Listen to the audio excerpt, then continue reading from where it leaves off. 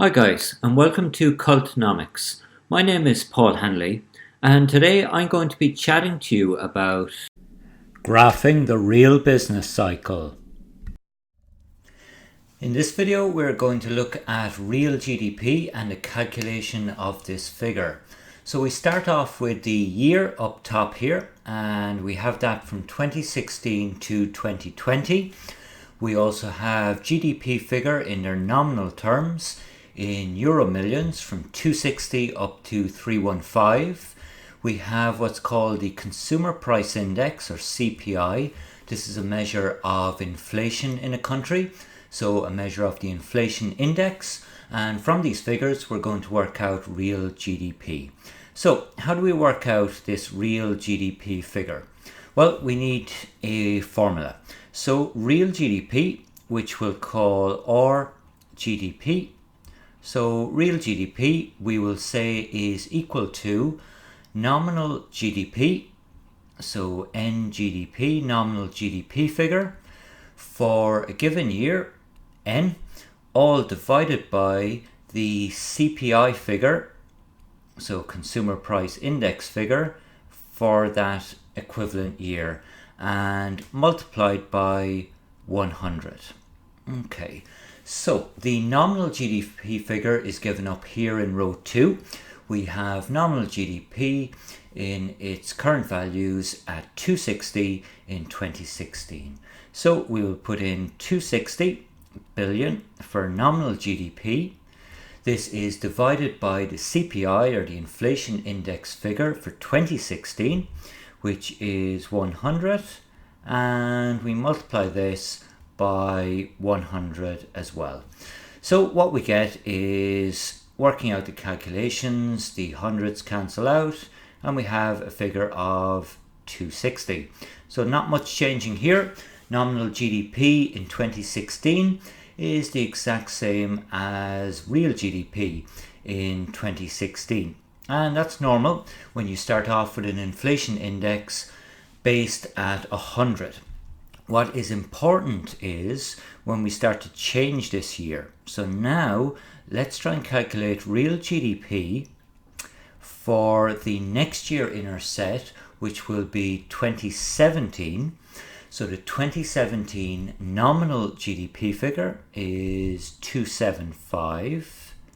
This is divided by our CPI index figure for 2017, which is 102, so 102, and this is all multiplied by 100.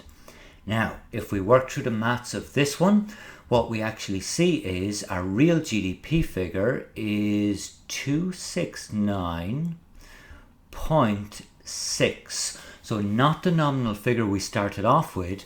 We have deflated this figure with the inflation rate, and we end up with a figure of 269.6. So real GDP for 2016 is the exact same, 260. However, real GDP in 2017 is 269.6. So we can try this one more time. We can look at real GDP for 2018, and we will grab the nominal figure first, which is 300, divided by its CPI figure for that year, 104.5, 104.5, and multiply all of this by 100. So what that gives us is a figure of 287.1. So that's the real GDP figure as opposed to the nominal of 300. So what we can see here is, when you work out real GDP figures, if there's inflation in your economy, if inflation is positive, if price rises are positive, your real GDP figures will be less than your nominal GDP figure. And we have this across the entire number of years in front of us. So that's how to work out a real GDP figure. What we're going to look at next is how you can work out the percentage change in this real GDP figure, because what we would like to do is to map this out along a business cycle, and we would call this a real business cycle in that case. So how can we work out the percentage change? Well, we've looked at this formula before already for nominal GDP.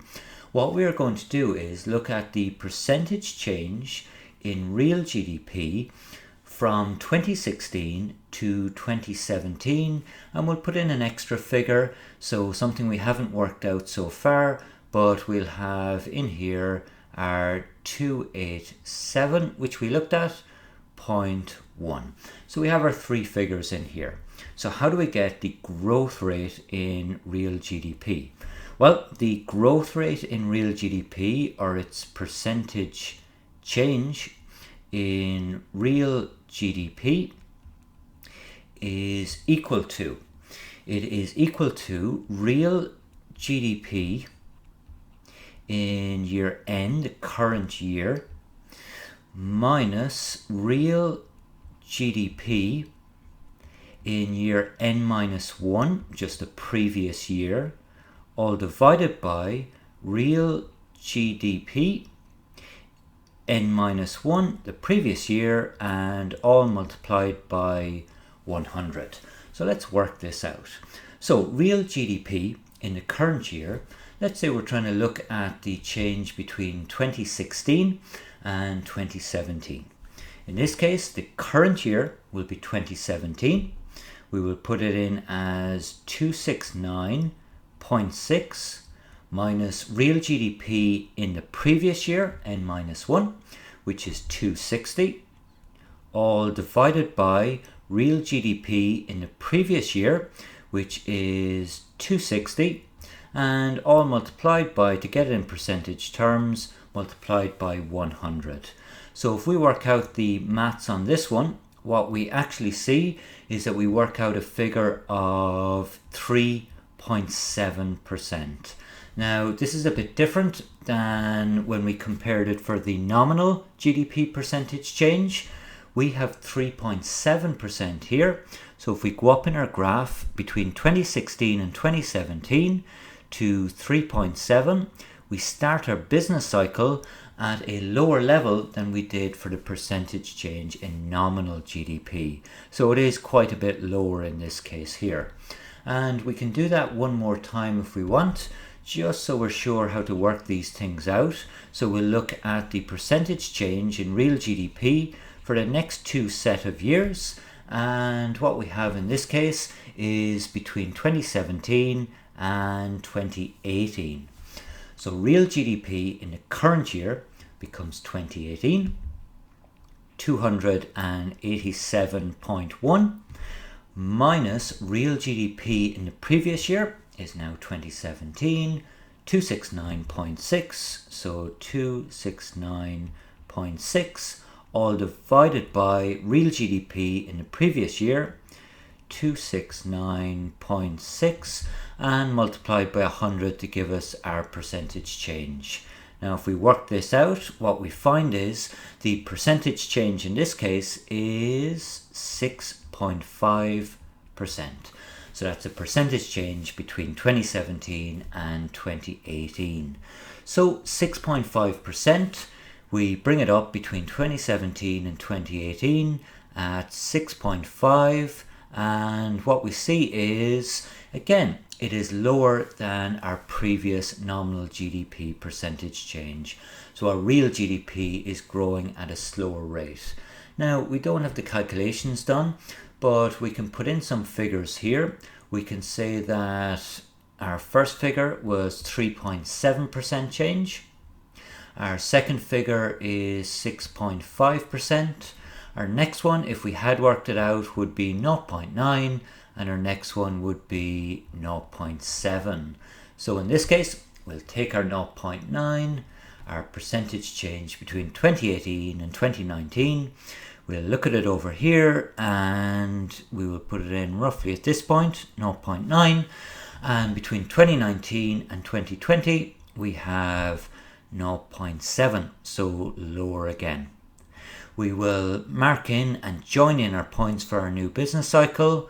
We have a peak up here that's lower than the previous one. we contract down to this point and we come down to 2019 and 2020. And what we see here is the business cycle for the real percentage change in GDP is an awful lot lower when we deflate our nominal figures by inflation and we get lower real GDP growth rates. And this is an important thing to do in economics, to deflate our nominal figures into what we call real GDP figures here. I hope you call back to Cultnomics soon. Bye for now.